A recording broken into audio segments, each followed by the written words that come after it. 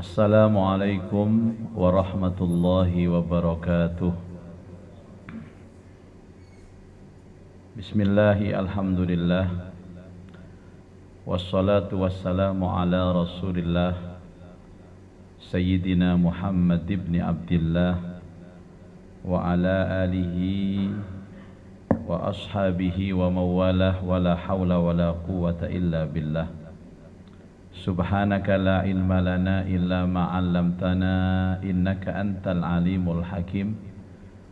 Rabbi shrah li sadri wa yassir li amri wahlul 'uqdatam min lisani yafqahu qawli, amma ba'd. Ma'asyiral muslimin wal muslimat, Bapak Ibu jamaah salat zuhur Masjid Wal Asri Pertamina Surabaya rahimakumullah. Marilah kita awali dengan membaca doa. Mudah-mudahan salat kita diterima oleh Allah, dapat menghapuskan dosa-dosa kita, dapat membuka pintu barokah dan rahmat Allah dalam hidup kita.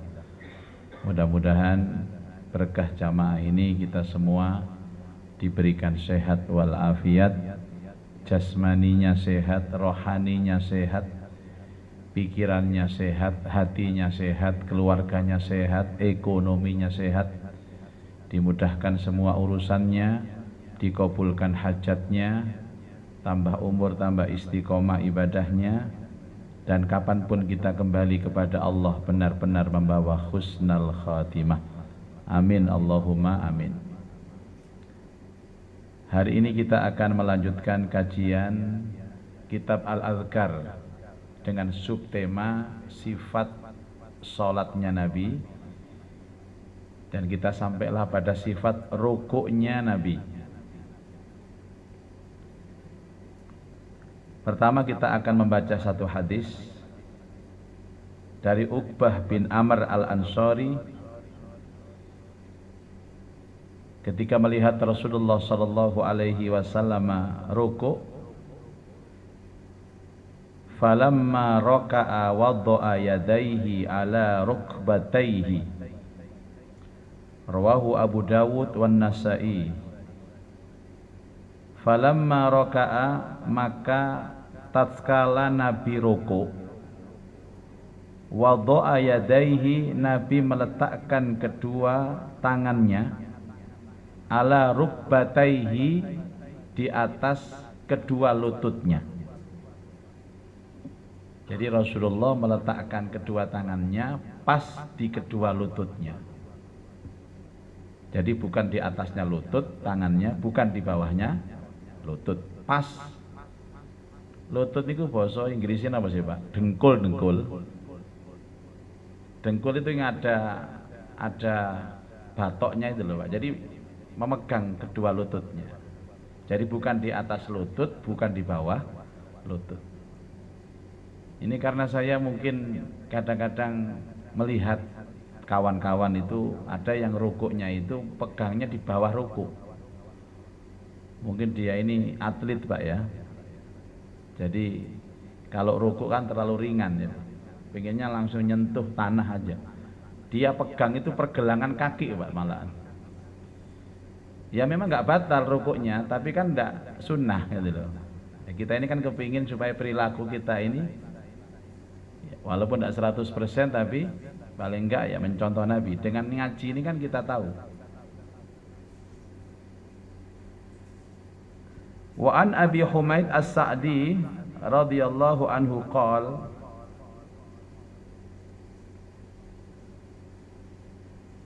fa idza raka'a, ini hadis yang kedua, maka apabila Rasulullah rukuk, amkana kaffaihi, beliau meletakkan dua tangannya, min rukbataihi, di kedua lututnya, wa farraja, dan beliau merenggangkan baina asabihi, jari-jarinya.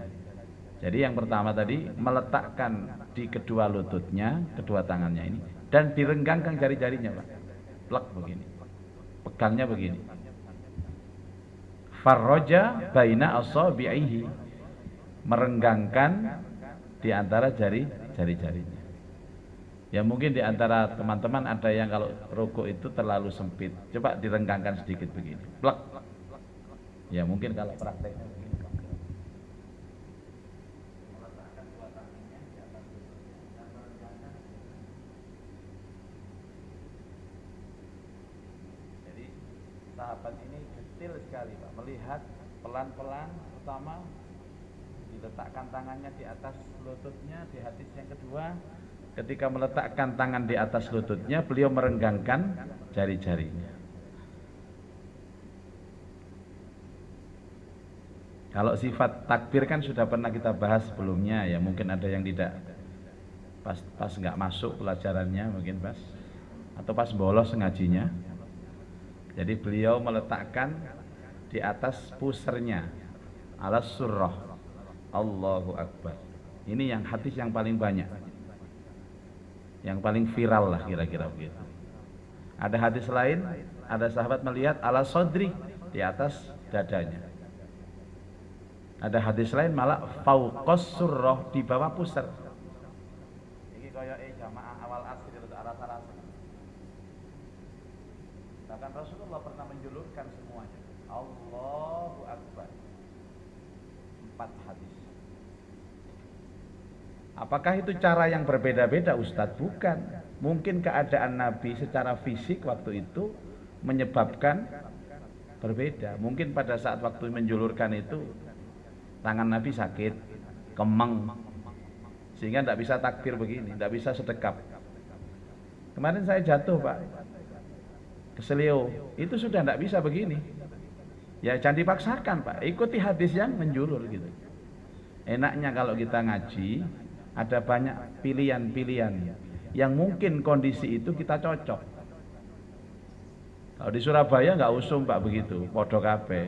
Coba Anda kalau umroh sana di Masjid Nabawi, Masjidil Haram, syarat dengan perbedaan. Dan itu contohnya semua dari Nabi. Dan tidak ada hubungan dengan mazhab, apalagi sampai Muhammadiyah NU, tidak ada. Tidak ada urusan Medina Mekah ono Muhammadiyah NU itu. Itu lak sampeyan ae Pak, melok umroh subuh imamnya nggak gunut. Mari salam kalau dijawil, Pak Yai. Imam Muhammadiyah kataan ini. Olah apa Muhammadiyah kesasar nang Mekah itu? Muhammadiyah itu adanya di Indonesia, Ormas Indonesia, NU bareng niku Pak. Tak delok kopiahe Nahdlatul Ulama. Ono cape.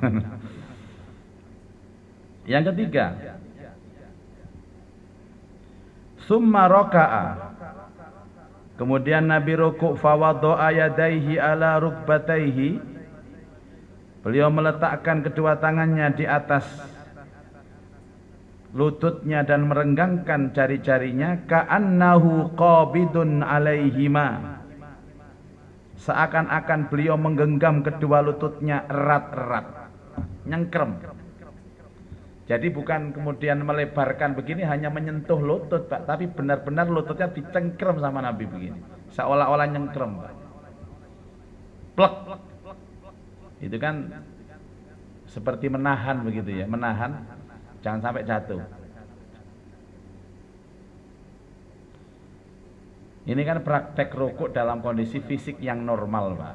Jadi fikih itu Pak, itu jangkauannya normal. Lah nek jenengan normal ya ayo dicontoh. Nek gak normal ya gendeng berarti lah. Enggak normal sampai. Tadi kan ada dialog juga tentang sholat. Ada seorang ibu bertanya kepada saya, Ustadz, kalau saya nggak mampu sholat berdiri, terus saya ganti duduk, itu yang benar duduknya di bawah atau di kursi, atau di mix, kadang di kursi, pas berdiri langsung di atas, di bawah. Saya jawab, enaknya orang sakit itu begitu loh Bu. Orang sakit loh saya enak Pak. Karena orang sakit, orang uzur itu tidak ada fikihnya.